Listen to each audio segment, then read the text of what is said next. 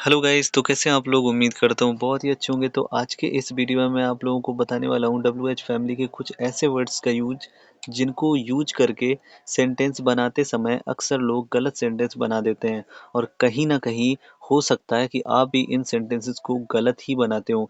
तो आज इस वीडियो को पूरा देखिए और इन वर्ड्स का सही यूज करना सीखिए। तो गाइस ये अपने वर्ड हैं हुज और विच। जब भी आपको सेंटेंस के बीच में किसका किसकी किसके कौन सा कौन सी कौन से और किस ये वर्ड लगे मिले तब आपको क्या करना होगा। देखो यहाँ पे रूल लिखा हुआ है, यदि किसी सेंटेंस के बीच में कौन सा कौन सी कौन से किस किसका किसकी किसके आदि शब्द आए तो इनकी इंग्लिश सबसे पहले लिखते हैं। ये तो नॉर्मल सी बात है, लेकिन आगे देखो और ऑब्जेक्ट भी आगे ही लगाया जाता है। गाइस ये मात्र दो यूज ऐसे हैं जिनमें ऑब्जेक्ट सब्जेक्ट से पहले लगाया जाता है। तो गाइस आइए सेंटेंसेस देखते हैं। तो सबसे पहले सेंटेंस देखें उससे पहले हम लोग देख लेते हैं मेकिंग रूल।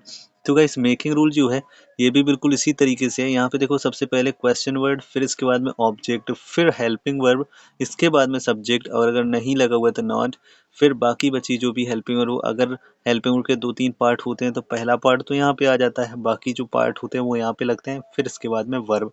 अब सेंटेंस देखते हैं। तो हमारा पहला सेंटेंस लगा हुआ है, तुम कौन सा घर खरीद रहे हो।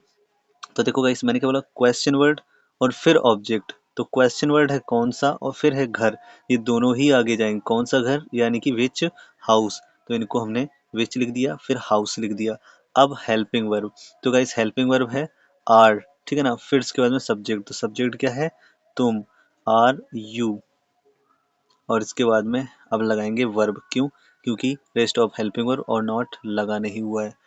ये देखो इस तरीके से इनका यूज किया जाता है। अगला सेंटेंस देखो, इसको गौर से देखिएगा। क्या लिखा हुआ है, वह कौन सी कार चला रहा है। तो इसको जब बनाएंगे तो सबसे पहले कौन सी इसकी इंग्लिश लिखेंगे, तो कौन सी की इंग्लिश होती है विच, ये हमने लगा दिया। अब ऑब्जेक्ट भी साथ में यानी कि विच कार। ये वाले सेंटेंस ऐसे ही बनते हैं, ठीक है ना। इसके बाद में इज, फिर इसके बाद में ही, फिर इसके बाद में ड्राइविंग।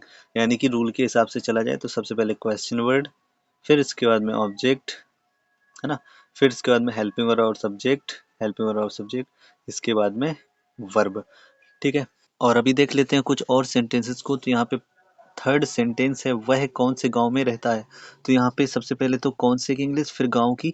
और गैस ये में, जब भी ऐसे सेंटेंसेस में प्रीपोजिशन लग जाए, में पर वगैरह लग जाए, तो या तो इनकी इंग्लिश सबसे सेंटेंस के लास्ट में लगाएंगे या तो सबसे पहले लगाएंगे। तो सबसे पहले लगा देंगे इन।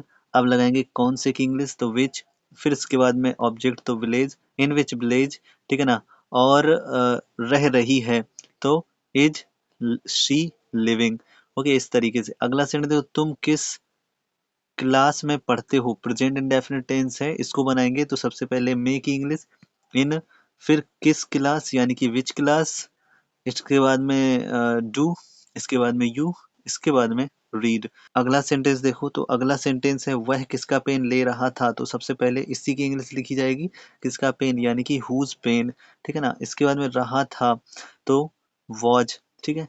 और इसके बाद में ही, और इसके बाद में लेना तो taking, whose pen was he taking. इस तरीके से तुम किसके कपड़े पहन रहे थे। तो गाइस किसके कपड़े, सबसे पहले इसकी इंग्लिश तो हुज क्लॉथ्स, ठीक। अब रहे थे यानी कि वर, और इसके बाद में सब्जेक्ट यू, और इसके बाद में bearing, whose clothes were you bearing. और अब हम लोग देखेंगे यूज ऑफ हु। गाइस अक्सर क्या होता है कि हु का यूज करते समय लोग गलतियां कर देते हैं और सेंटेंस गलत बना देते हैं। तो हु मीन्स होता है कौन। क्या लिखा हुआ है, यदि सेंटेंस में कौन शब्द आए तो कौन को सब्जेक्ट मानकर सेंटेंस को सिंपल की तरह बना देते हैं। यानी कि कौन को सब्जेक्ट मान लिया जाएगा और सेंटेंस को सिंपल की तरह बना दिया जाएगा। वैसे सिंपल नेगेटिव इंट्रोगेटिव होता है तो सिंपल की तरीके बना देंगे। अब यहाँ पे हम लोग एग्जांपल्स देख लेते हैं। तो यहाँ पे चार एग्जांपल्स दिए हुए हैं।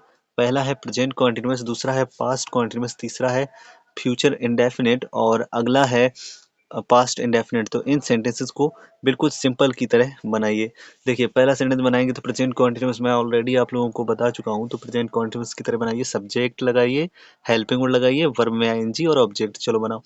यहाँ पे सबसे पहले कौन की इंग्लिश यानी कि सब्जेक्ट है, कौन को ही तो सब्जेक्ट माना जाएगा। इसके बाद में हेल्पिंग वर्ड तो इज, हु इज।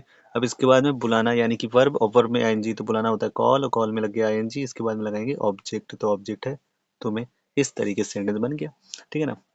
अगला सेंटेंस इसको बनाएंगे, तो उससे कौन पढ़ा रहा था। तो सबसे पहले सब्जेक्ट, सब्जेक्ट क्या माना है, कौन। तो सबसे पहले हम सब्जेक्ट की इंग्लिश हु, ठीक है ना। इसके बाद में वॉज, हु वॉज। अब पढ़ाना टीच, और टीच में आईएनजी लग जाएगा क्योंकि पास्ट कॉन्टिन्यूअस टेंस है, कॉन्टिन्यूअस टेंस में आईएनजी लगाते हैं। और इसके बाद में ऑब्जेक्ट तो him, who was teaching him. अगला सेंटेंस, शाम को कौन आएगा, फ्यूचर इंडेफिनिट। तो सबसे पहले सब्जेक्ट हु, इसके बाद में वर्ब विल कम, ठीक, in evening, who will come in evening, ठीक है ना। अब ये पास्ट इंडेफिनिट का है, सब्जेक्ट लगाएंगे, वर्ब का सेकंड फॉर्म लगाएंगे, ऑब्जेक्ट लगाएंगे, ठीक है ना। तो सब्जेक्ट क्या है इसमें, कौन। भाई कौन को सब्जेक्ट माना जाता है, हु वाले सेंटेंसेस को ऐसे ही बनाया जाता है। इसीलिए तो कह रहा था ना कि कई बार सेंटेंस लोग गलत बना देते हैं, ठीक है। तो सबसे पहले हु, फिर बैट, फिर इसके बाद में नितिन, यानी कि हु माने कौन, पीटता था यानी कि बीट का सेकंड फॉर्म बैट, और इसके बाद में ऑब्जेक्ट, तो ऑब्जेक्ट है नितिन। गाइस अगर आपको वीडियो जरा सा भी पसंद आया तो वीडियो को लाइक जरूर कीजिए, और उन लोगों के पास में शेयर कीजिए जिन लोगों को इंग्लिश सीखना है और ये वाले सेंटेंस नहीं आते हैं। मिलते हैं नेक्स्ट वीडियो में, तब तक के लिए बाय, टेक केयर।